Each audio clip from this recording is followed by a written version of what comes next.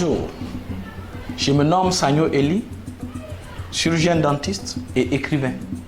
Je suis là pour vous parler de mon livre intitulé Les funérailles du développement de la Guinée, sous-titre Guinée, l'icône de la malversation.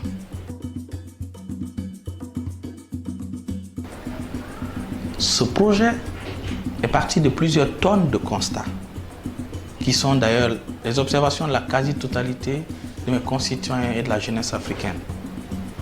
Il faut reconnaître que l'Afrique va mal, spécifiquement la Guinée. Mon pays va mal. Et à tous les niveaux, sur tous les plans.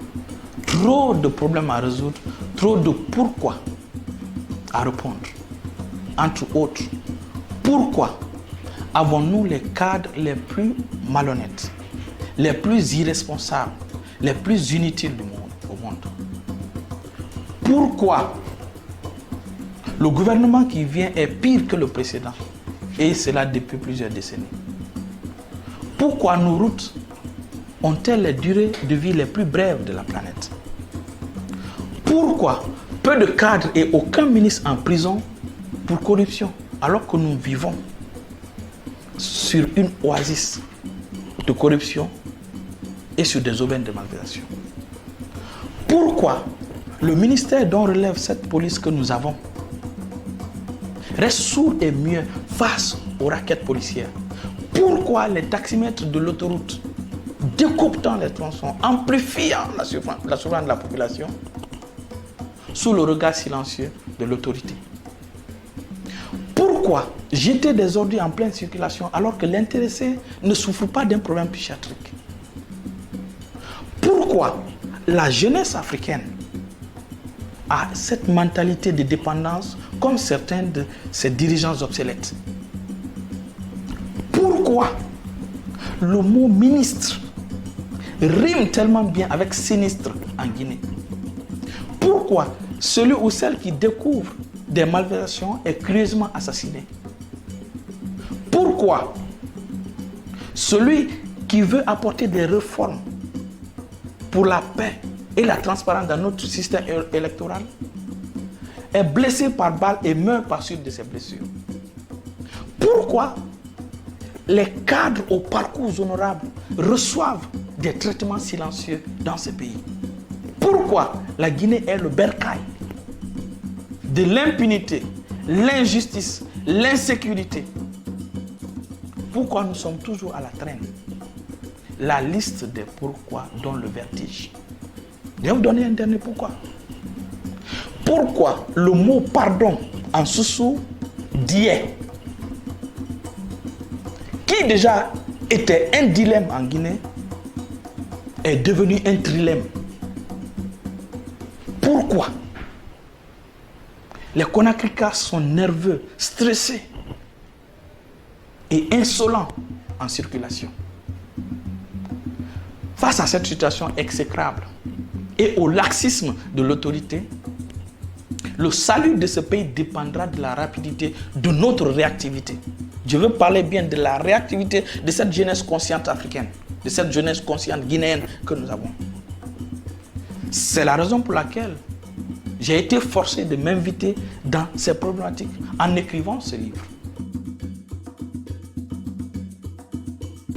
Les funérailles du développement de la Guinée est un long pamphlet, un livre satirique qui parle de la corruption, de la malgouvernance, de l'injustice, de la carence civique, de la décadence éthique et morale en Afrique, spécifiquement en Guinée. Ce livre pointe du doigt nos excentriques dirigeants africains, ces kleptocrates aguerris.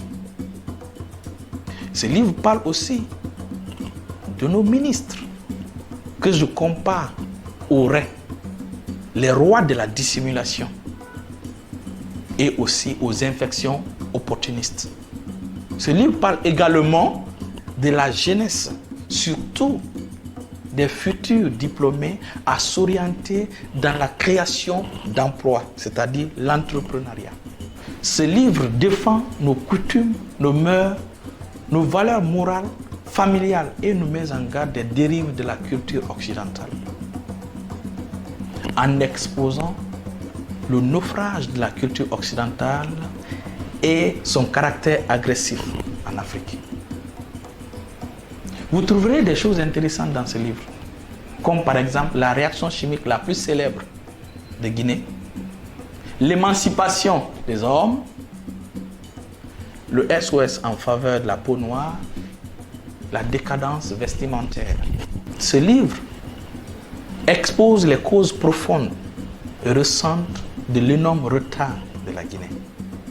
Oui, ce pamphlet expose avec des mots pointus et bien aiguisés les comportements irresponsables et les dérives de l'élite dirigeante africaine, que je n'appelle pas élite, mais des curiosités honteuses ou des hontes dirigeantes africaines. Juste une question, et vous allez y penser. Comment pouvez-vous expliquer le fait que les pays les plus pauvres du monde ont curieusement les chefs d'État les plus riches de la planète? Comment pouvons-nous concilier ces deux extrêmes? Pensez-y. Retenons ceci. La plupart des dirigeants et des cadres africains sont comme des logiciels malveillants, des dispositifs bloquant le processus de développement de l'Afrique. Ils sont aussi des destructeurs ou suppresseurs de rêves. Voilà pourquoi la jeunesse africaine est devenue progrès sceptique et fuit son bercail. 85% des causes du casse-tête chinois que j'appelle l'émergence de l'Afrique est à leur dépens. Vous verrez les gens dire que j'ai une dent contre telle personne, telle personne. Moi, j'ai plusieurs dents contre les cadres africains, spécifiquement les cadres guinéens, que l'éthique a déserté depuis belle lurette. Les cadres guinéens sont des personnes chez qui les fonctions comme l'honnêteté, le civisme, la compassion ont été désactivées. Ce sont des gens qui sont formés d'un alliage de mensonges, de médiocrité et de méchanceté, que j'appelle alliage M-occupe. À cause de la Guinée est devenue l'explanade de la corruption où se tient permanemment la foire de la malversation. Revenons spécifiquement à la Guinée. La Guinée est un pays déficitaire de cadres intègres. Un pays où ces cadres ont refusé son développement et mis plusieurs nuances sur les sujets les plus importants pour son émergence.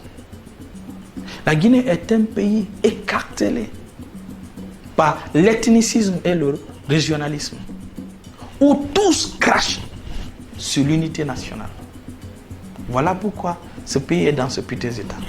Les Guinéens souffrent, en privé et en public, et sont réduits depuis plusieurs années au rôle de souffre-douleur. Un peuple dont le quotidien a toujours été une patate chaude, et l'indice de sa souffrance toujours élevé. Laissez-moi vous dire ceci. Beaucoup de Guinéens vivent comme des marginaux dans un scandale géologique. C'est tout simplement scandaleux et inacceptable. Ce livre, plein d'humour, est un précieux conseil contre l'immigration clandestine et donne de l'espoir à cette jeunesse africaine désorientée et utilisée comme papier de toilette par des politiciens véreux. Je ne conclurai pas sans dire ceci. Le pire, c'est ce régime-ci, venu jeter la pavée dans la mare en disposant de nous et en épulchant la souffrance contre le peuple guinéen.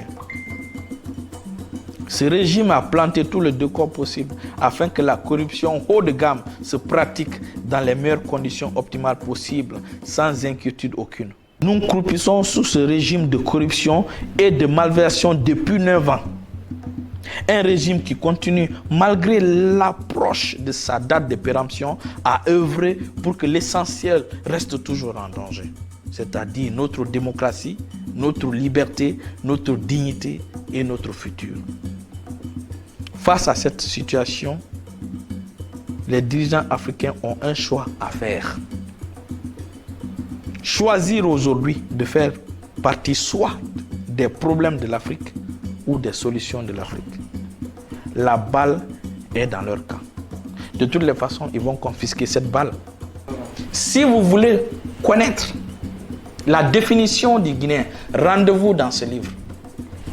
Si vous voulez connaître où se trouve la tombe de l'émergence de la Guinée, rendez-vous dans ce livre. Si vous voulez connaître les cimetières du franc guinéen, de nos devises, de la langue française, rendez-vous dans ce livre. Si vous voulez savoir jusqu'à quel niveau nous avons abandonné la Guinée, rendez-vous dans ce livre. Si vous voulez voir le développement de la Guinée, revenir à la vie, à se pincer dans ce livre et dans le tome 2. Ce livre nous fournit toutes les raisons pour se battre pour une alternance démocratique en 2020. Ce livre, malgré son titre lugubre et crépusculaire, est un voyage et un espoir pour tous. Ce livre réveillera nos fibres patriotiques pour qu'elles se mettent à raisonner ensemble pour l'unité, pour l'épanouissement de la Guinée. Car ce livre véhicule des pilules comme la tolérance, le vivre ensemble, l'acceptation de l'autre. Oui, ce pamphlet a cette prétention, si je peux le dire, de vouloir créer un havre de paix, un havre de bonheur pour toutes les communautés de Guinée. Mais pour que cette prétention soit une réalité, tout dépendra de vous et moi.